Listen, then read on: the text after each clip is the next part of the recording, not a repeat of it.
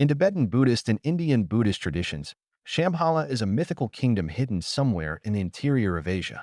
According to the same traditions, Shambhala is ruled by the king of the world. The famous Polish Orientalist Ferdynand Ossendowski, who lived for a long time in the Far East, was particularly concerned with finding any information about Shambhala and the king of the world, publishing a book on this subject in 1924, Homs, Betty T. Du. Ossendowski tells us the following about the Shambhala kingdom and the king of the world. About 6,000 years ago, a holy man disappeared with his entire tribe into the interior of the earth and never reappeared on the surface. Many people have since reached this kingdom. Very few know where this place is. Some say in Afghanistan, others say in India.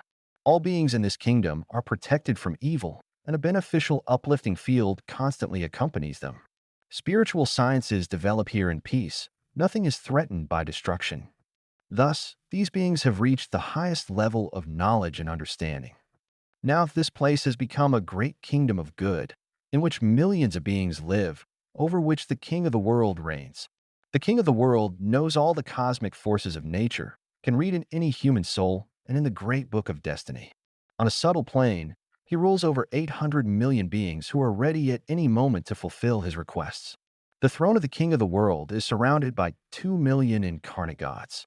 These are the holy pundits, the highest among Buddhist monks. Those of Shambhala have unsuspected powers. They could dry up the seas of the earth. They could change the continents into oceans. At their will, trees, grass, and flowers begin to grow. Old and weak people become young and vigorous, and the dead come to life. With unknown and strange means of transport, they travel at great speed through the spaces inside our planet. The king of the world can communicate with the divine with the same naturalness with which we communicate with each other. And his two assistants are Mahitma, who knows the events of the future, and Mahinga, who determines the causes of these events. The king of the world is in telepathic connection with the thoughts of all those who lead the destiny of humanity sages, emperors, kings, tsars, military leaders, high priests, scholars, powerful people. He thus knows their intentions, aspirations, and ideas. If they ultimately lead to approaching God, the king of the world will grant them his invisible help, but if they are against spiritual evolution, the king of the world will cause their failure if the karma of mankind permits it. Has anyone seen the king of the world? Yes, during the sacred festivals of ancient Buddhism in Siam and India, the king of the world appeared 5 times.